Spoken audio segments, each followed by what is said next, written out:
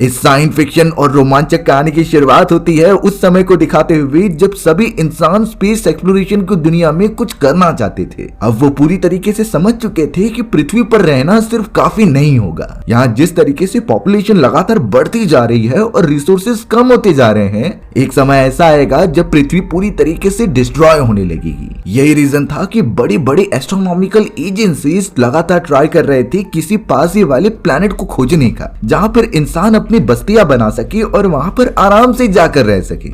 लेकिन अफसोस इस बात की थी कि उनके पास ज्यादा बजट नहीं होता और फाइनेंशियल क्राइसिस हो रहे होते हैं। इसीलिए कहीं दूर जाने के बजाय अपने ही सौर मंडल में वो किसी प्लैनेट को ढूंढने लगे जहां पर रहा जा सकता है। बहुत ज्यादा रिसर्च करने के बाद उन्हें आखिरकार जुपिटर के एक मून जिसका नाम यूरोपा था, उसके ऊपर इंसानों के रहने की पॉसिबिलिटीज अच्छी तरीके से दिखने लगी थी। भले ही यूरोपा पर वैसा एनवायरमेंट नहीं है, लेकिन अगर इंसान चाहे तो उसे पूरी तरीके से कन्वर्ट कर सकते हैं धीरे धीरे। यही रीजन था कि किसी दूसरे गैलेक्सी में जाने के बजाय वो अपने ही सौर मंडल के यूरोपा प्लैनेट पर जाकर ट्राई करें। स्पेस एजेंसी इसमें ज्यादा देरी नहीं लगाते और जल्द से जल्द इसके लिए एक मिशन भेजने की तैयारी करते हैं। इस पूरे मिशन के अंदर 4 एस्ट्रोनॉट्स को भेजा जाएगा, लेकिन ये हाफ वे मिशन होने वाला था, यानी कि वो पूरी तरीके से यूरोपा पर स्पेसशिप नहीं भेजेंगे, बल्कि सबसे पहले वो यूरोपा और पृथ्वी के बीचों बीच वाले रास्ते में किसी बड़े स्पेस स्टेशन को स्थापित करेंगे। और जो भी स्पेसक्राफ्ट यूरोपा की तरफ जाएगा तो उसे फ्यूलिंग के लिए स्पेस स्टेशन में रुकना होगा और उसके बाद ही वो आगे बढ़ सकता था। इस पूरे प्रोसेस में 10 साल का समय लगने वाला होता है। उन चारों एस्ट्रोनॉट्स को बहुत अच्छी तरीके से चुना गया था कि वो इस मिशन को आगे लेकर जाए और इंसानी सभ्यता को रहने के लिए एक अच्छी जगह ढूंढे।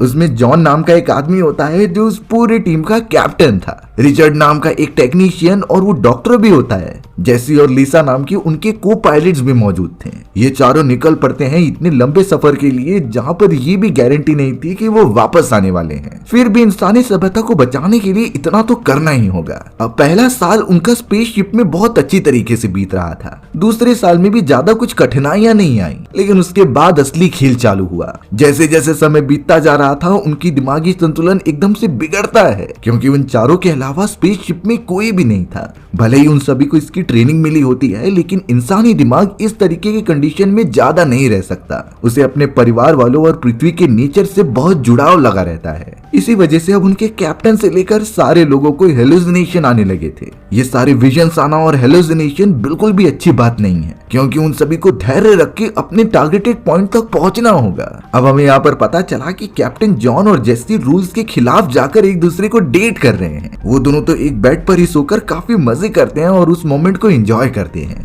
पर यहाँ कैप्टन जॉन का दिमाग तो पहले से और चकराने लगा था। वो अचानक उठ जाते हैं और बहुत अजीब बिहेव करने लगते हैं। जॉन जो कि मेंटली अनस्टेबल हो चुका था, उसने जेसी का सर पकड़ लिया और उसे मारने की कोशिश करने लगा। जेसी किसी भी तरीके से वहां से अपने आप को छुड़ाती है और बाकी लोगों के पास आकर ये बातें बताती है। तब जाकर रिचर्ड जो एक डॉक्टर भी था, उसे इतना समझ में आ गया होता है कि जॉनी की तबीयत खराब है और इस टाइप का असर उन सभी के दिमाग पर भी पड़ रहा है। इस कंडीशन में वो आगे तो बढ़ते चलेंगे, लेकिन स्पेसशिप में जो खराबी होगी और जो क्रिटिकल कंडीशंस में डिसीजन लेने पड़ेंगे, वो हम सब उसके लिए तैयार नहीं है। इसी वजह से अब यहाँ रिचर्ड डिसाइड करता है कि वो इन सभी की रिपोर्ट्स निकालकर पृथ्वी पर भेज देगा, जिसमें साफ मेंशन होगा कि ये सारे मेंबर्स इस मिशन के लिए एप्लीकेबल नहीं है। इनकी मेंटल कंडीशन इतनी खराब हो चुकी है कि ये आगे कुछ भी सरवाइव नहीं कर सकते। इसीलिए रिचर्ड ने उन सभी की रिपोर्ट्स निकाले और सीधा पृथ्वी की तरफ भेज दिया। लेकिन इस बात से सारे के सारे मेंबर्स बहुत गुस्सा हो जाते हैं, क्योंकि इस रिपोर्ट से साफ हो जाएगा कि वो सभी इसके लिए एप्लीकेबल नहीं है, यानी कि आगे आने वाले मिशंस में भी वो अच्छे से पार्टिसिपेट नहीं कर पाएंगे और उनका करियर वहीं पर खत्म हो जाएगा। वो चारों एस्ट्रोनॉट्स ने इसके लिए अपनी जिंदगी लगाई है, ये सारी चीजें सीखने के लिए और अपनी इंसानी सभ्यता के लिए कुछ करने के लिए। लेकिन रिचर्ड के इस डिसीजन से उन सभी की जिंदगी खराब हो चुकी है।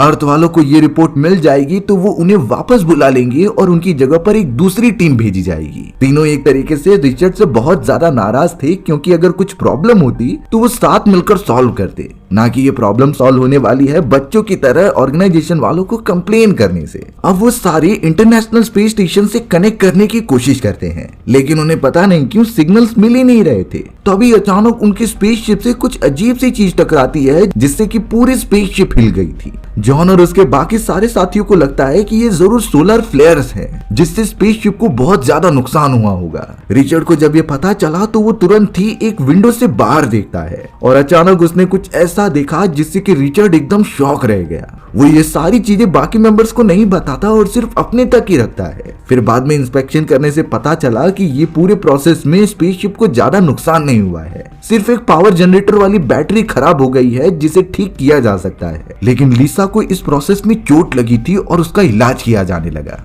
जॉन और जेसी तो लगातार रिचर्ड को ही देख रहे थे क्योंकि वो उस मोमेंट के बाद बहुत अजीब बिहेव कर रहा था। वो लगातार एक जगह पर स्टक होकर बाहरी विंडो पर देखते रहता है जैसे कि उसे कुछ एक राज के बारे में पता चला हो। जॉन और जेसी लिसा की ट्रीटमेंट करने के साथ साथ पृथ्वी से कांटेक्ट करने की भी कोशिश कर रहे थे, लेकिन पता नहीं क्यों उन्हें पृथ्वी से कुछ सिग्नल ही नहीं मिल रहे होते। इवन उनके रेडार पर पृथ्वी की लोकेशन ही नहीं दिखाई जाती, जैसे कि पृथ्वी गायब हो चुकी है। जॉन और जेसी यही समझने लगे कि शायद सोलर फ्लेयर्स की वजह से उनके सिस्टम्स काम करना बंद कर दे रहे हैं। हो सकता है कुछ समय में उन्हें अर्थ से सिग्नल मिल जाए और कांटेक्ट करने पर वो पता कर सके कि आखिर ये झटका किस बात का था। लेकिन देखने से तो यही लग रहा है कि रिचर्ड को ही सच्चाई पता है जो वो अपने मन में छुपा कर रख रहा है। हमें अब यहाँ पर कुछ सालों बाद का मोमेंट दिखाया जाता है जहाँ पर पूरे स्पेसशिप के ऊपर सिर्फ जॉन मौजूद था। जॉन तो काफी बूढ़ा होने के साथ साथ कमजोर भी हो चुका होता है। जॉन पता नहीं अंतरिक्ष में किसी ऑब्जेक्ट को ढूंढने की कोशिश कर रहा था और कई सारे मिरर्स के ऊपर खून के निशान होते हैं जो पता नहीं किसके थे।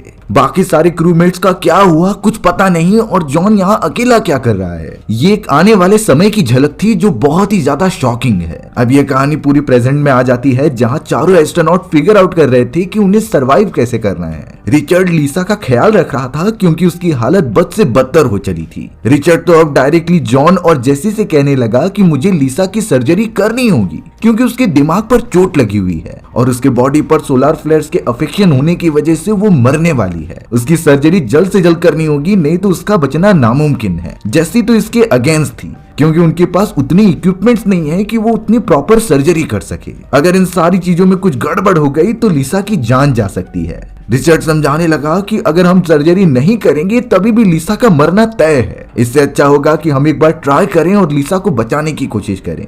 जॉन तो रिचर्ड के डिसीजन से सहमत था, इसीलिए वो लिसा की सर्जरी के लिए इकट्ठा करने लगते हैं सारे इक्विपमेंट्स। जब इस पूरे प्रोसेस के दौरान लिसा की सर्जरी की गई तो बीच में ही अचानक वो उठ जाती है। लिसा के आंख और कान में से पूरा खून निकलने लगा था जिसे कि रिचर्ड भी नहीं समझ पाता और लिसा वहीं पर अपना दम तोड़ देती है। जेसी, रिचर्ड और जॉन ये देखकर एकदम शॉक हो गए क्योंकि अब उन्होंने अपने एक मेंबर को खो दिया है और वही 3 बचे हुए हैं जो इस पूरे स्पेसशिप के अंदर मौजूद थे। उनका ना तो स्पेस स्टेशन और पृथ्वी से कांटेक्ट हो पा रहा था जिससे कि वो असली कंडीशन के बारे में पता कर सके। हालत इतनी बुरी हो गई थी कि कोई भी एस्ट्रोनॉट्स एक दूसरे के ऊपर भरोसा ही नहीं करता। अब तो उनके पास यूरोपा तक पहुंचने के लिए उतने रिसोर्सेज भी नहीं बचे होते जितने की प्लान किए गए थे। जेसी का दिमाग फटा जा रहा था क्योंकि उसकी एक बेटी होती है जो वो उसे एक नैनी के पास छोड़कर गई थी। जेसी को तो हमेशा अपनी बेटी की फिक्र सताती रहती। जॉन कहता है कि हमें ये रिसर्च जारी रखनी चाहिए, हो सकता है कि हम यूरोपा तक पहुंच जाएं और वहां पर एक नई सिविलाइजेशन बना सकें,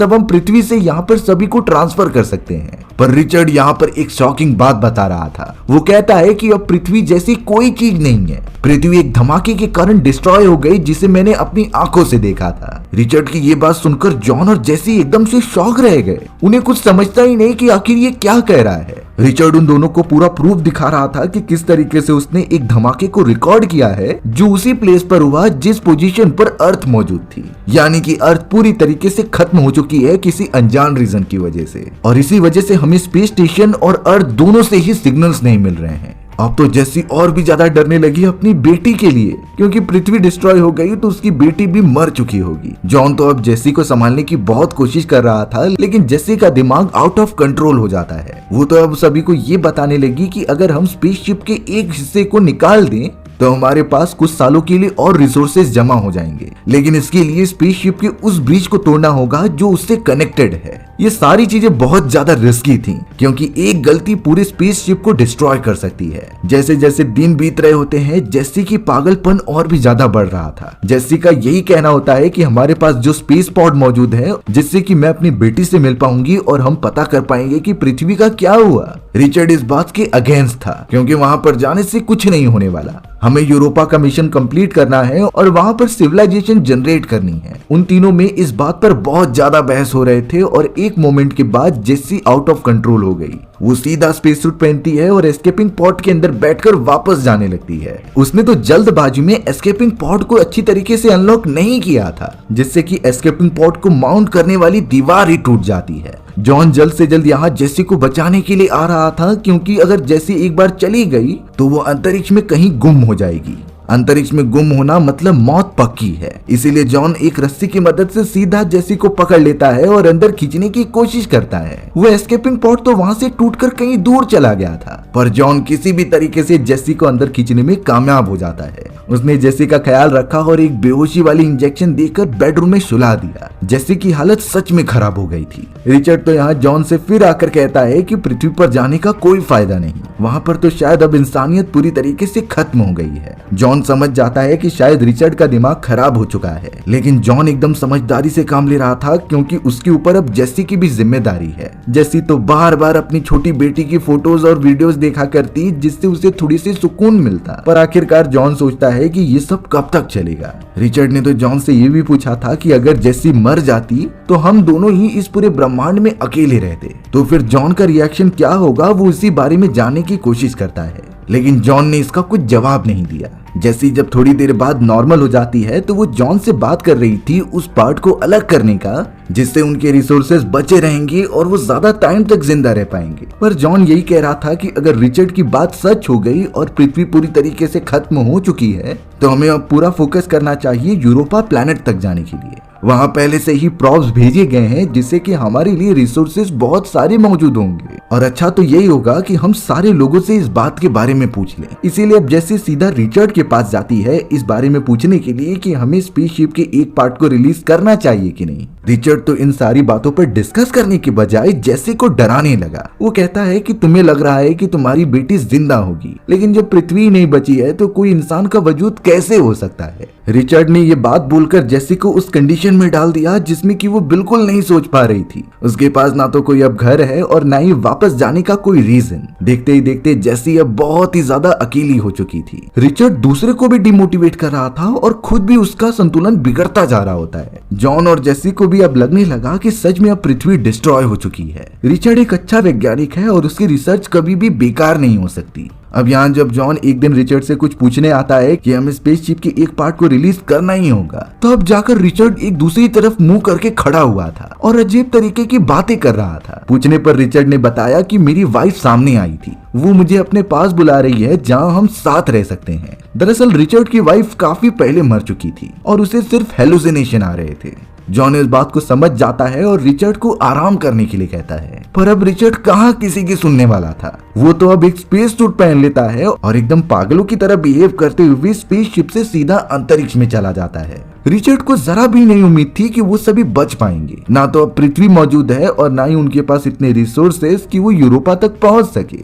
जैसे ये बात जॉन और जेसी को पता चली तो वो तुरंत ही रिचर्ड को बचाने की कोशिश करते हैं, लेकिन तब तक रिचर्ड काफी दूर जा चुका था। रिचर्ड फिर भी उनसे बात कर रहा होता है और उन्हें बताता है कि तुम लोग भी इसी तरीके से मारे जाओगे। अंतरिक्ष और ब्रह्मांड इतना बड़ा है कि कोई भी यहाँ सरवाइव नहीं कर सकता। एक हमारी पृथ्वी थी जो अब खत्म हो चुकी है, तो अब इंसानी सभ्यता जो हम आखिरी बचे हैं वो भी नष्ट हो जाएंगे। देखते ही देखते रिचर्ड अंतरिक्ष में चला गया था और कुछ समय बाद उसे रियलाइजेशन होता है कि वो कहाँ पर है। वो जेसी और जॉन से भीख मांगने लगा कि उसे वापस बचा लिया जाए, पर अफसोस वो बहुत दूर जा चुका था। रिचर्ड की ऑक्सीजन जैसे ही खत्म होगी तो वो अंतरिक्ष में गुम होकर मारा जाएगा। अब पूरे स्पेसशिप के ऊपर दो लोग थे, जॉन और जेसी, जिन्हें अब जल्द से जल्द ये फिगर आउट करना होगा कि आगे का कदम ये क्या बढ़ाएंगे। रिसोर्सेज भी खत्म होने वाले थे और उन्हें यूरोपा तक पहुंचना था। दोनों एकदम से डिप्रेशन में होते हैं और एक दूसरे को मोटिवेट करने की कोशिश करते हैं, पर सच्चाई तो उनके सामने थी। जैसे कि हिम्मत पूरी तरीके से टूट चुकी थी और वो जॉन से कहती है कि हमें भी यहाँ से अब मर जाना चाहिए। उसके पास 2 पिल्स मौजूद थी जिसे खाने के बाद पूरी तरीके से वो सोते रहेंगे और एक समय आने के बाद उनकी बॉडी डीकम्पोज होकर खत्म हो जाएगी।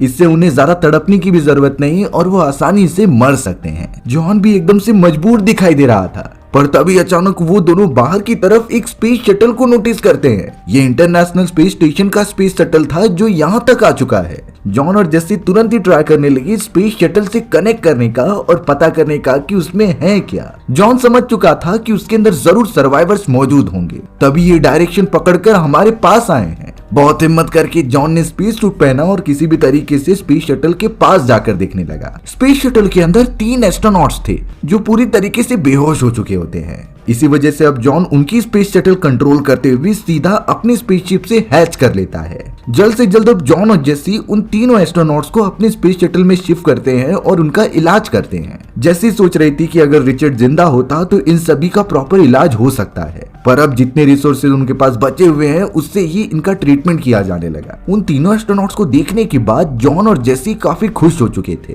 थोड़े समय में जब वो तीनों एस्ट्रोनॉट होश में आते हैं तो वो उनका शुक्रिया अदा कर रहे थे। उनका नाम विंसेंट थॉमस और उनकी कैप्टन का नाम डायना था। डायना बताती है कि इंटरनेशनल स्पेस स्टेशन किसी वजह से पूरा डिस्ट्रॉय हो गया और हम जिस स्पेस शटल में थे वो अंतरिक्ष के अंदर गुम हो गया था। डायना के क्रू मेंबर्स के पास सिर्फ जॉन के स्पेसशिप की ही लोकेशन थी, इसीलिए वो ट्रैक करते हुए यहाँ पर पहुंच गए। अब तो यहाँ डायना की बातों से भी लग रहा था कि पृथ्वी सच में डिस्ट्रॉय हो चुकी है, क्योंकि उन्हें भी पृथ्वी के बेस सेंटर से कोई भी सिग्नल नहीं मिल रहा होता। जॉन और जेसी का चेहरा फिर से उदास हो जाता है। अब यहाँ पर हमें फ्यूचर का वापस से एक मोमेंट दिखाया गया जहाँ स्पेसशिप के ऊपर सिर्फ और सिर्फ जॉन बचा हुआ है। जॉन के चेहरे पर तो एक गिल्ट नजर आ रहा था जो वो कभी नहीं भूल सकता। भले ही स्पेसशिप पर उसके सारे क्रू मेंबर्स मारे गए हैं, लेकिन उसके विजन्स हमेशा उसे आते कि यहाँ पर कोई तो मौजूद है। अब ये क्या था ये हमें कुछ समय में पता चलने वाला है। ये सीन वापस प्रेजेंट में आता है जहाँ वो तीनों क्रूमेट्स ये पता कर रहे थे कि लाइफ सपोर्ट सिस्टम किस तरीके से काम कर रहा है। उन तीनों के आने से अब रिसोर्सेज भी बहुत तेजी से खत्म हो रहे हैं और ऑक्सीजन की मात्रा भी कम हो चुकी है। तो उन सभी को मिलकर कुछ फिगर आउट करना पड़ेगा जिससे वो सरवाइव कर पाए। अच्छी तरीके से कैलकुलेशन करने पर ये पता चला कि उन सभी के पास जितने रिसोर्सेज हैं उसमें ये सारे लोग करीब करीब 1 महीने तक जिंदा रह सकते हैं। डायना तो अब जेसी की बातों से एग्री करके ये कहती है कि हमें वो हैच ओपन कर देना चाहिए जिससे कि स्पेसशिप का एक पार्ट दूसरी तरफ चला जाएगा और जो रिसोर्सेज ज्यादा नहीं यूज हो रहे होते हैं वो हम अलग चीज के लिए यूज कर सकते हैं। सभी लोगों ने एक डिसीजन लिया कि वो पृथ्वी की तरफ ना जाकर यूरोपा की तरफ बढ़ेंगे, क्योंकि अब वो उसके काफी क्लोज आ चुके हैं और हो सकता है कि वहाँ एक नई सिविलाइजेशन क्रिएट की जा सके।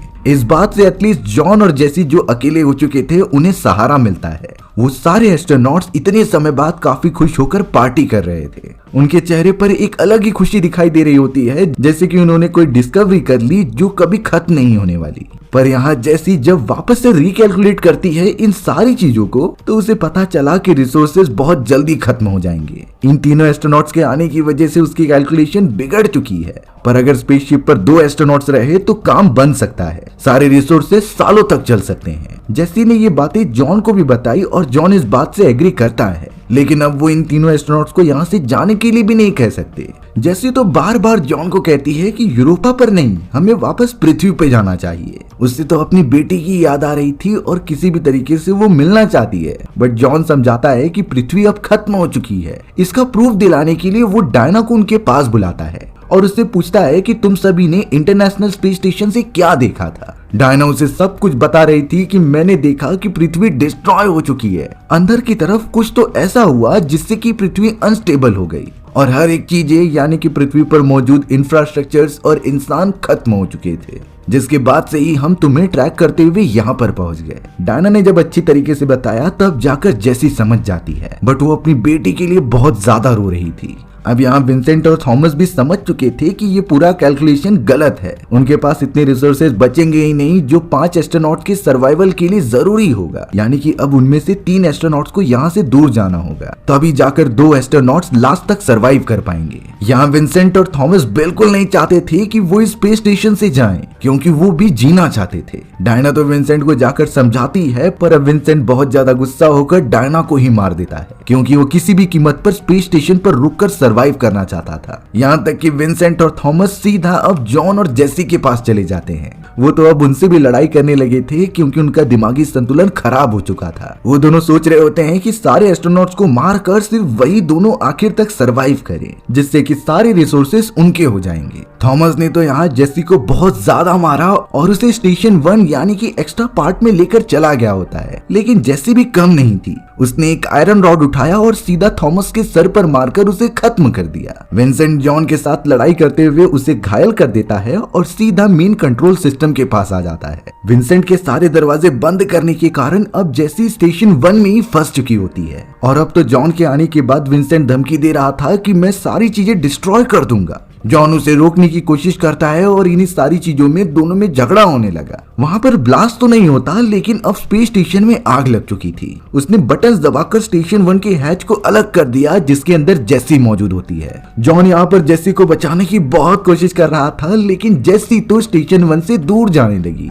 जॉन को इतना गुस्सा आता है कि उसने एयरलॉक ओपन करके डायरेक्टली विंसेंट को दूर फेंक दिया। विंसेंट ने सूट भी नहीं पहना था और अंतरिक्ष में जाते ही उसकी मृत्यु हो गई। पर यहाँ जेसी को पता था कि अब वो नहीं बचने वाली, इसीलिए वो जॉन से कहती है कि तुम अपना ख्याल रखो। जॉन ने जेसी से प्रॉमिस किया कि वो उसकी स्पेस शटल के सिग्नल फॉलो करेगा और उसे ढूंढ निकालेगा। और इसी मोमेंट के बाद पूरे स्पेस शटल में सिर्फ जॉन ही अकेला बचा हुआ था। धीरे धीरे इसी तरीके से समय बीतता चला गया और हमें जो बीच बीच में फ्यूचर के मोमेंट दिखाए जा रहे थे वो इसी टाइमलाइन के होते हैं। यानी कि जॉन जो कि स्पेसशिप पर अकेला है और लगातार जेसी के स्पेस शटल के सिग्नल्स को ढूंढता जा रहा है। जॉन को जेसी के विजन्स भी आते हैं कि वो उसके पास है, बट अब शायद बहुत ज्यादा देर हो चुकी है। जॉन को स्पेस शटल के अंदर अकेले कई साल बीत जाते हैं, लेकिन वो फिर भी जेसी के स्पेस शटल के सिग्नल ढूंढता ही रहता है। आखिर में जाकर उसे कुछ सिग्नल्स मिलने लगे थे, इसीलिए जॉन ने बिना देरी किए वहां पर अपना स्पेस शटल घुमाया और अंदर जाकर चेक करने लगा। जॉन देखता है कि जेसी कुछ रिसोर्सेज की वजह से अभी भी जिंदा है, लेकिन वो पहले से काफी बूढ़ी हो चुकी है। जॉन की नजर जेसी से हटी नहीं रही थी, क्योंकि आज भी वो उससे प्यार करता है। एटलीस्ट जॉन ने जो वादा किया था उसे उसने पूरा किया। और अब जॉन जेसी को रेस्क्यू करके सीधा स्पेस शटल में लेके चले जाता है यूरोपा प्लैनेट की तरफ। हमारी भी ये डेडली कहानी यहीं पर खत्म हो गई। सो व्यूअर्स, आपको ये कहानी कैसी लगी कमेंट सेक्शन में बताना भूलना मत। और अगर आपको मेरा एक्सप्लेनेशन 1% भी अच्छा लगा होगा ना, तो वीडियो को लाइक एंड चैनल को सब्सक्राइब जरूर कर देना। मिलते हैं इसी तरीके की मजेदार वीडियोस में, तब तक के लिए बाय बाय।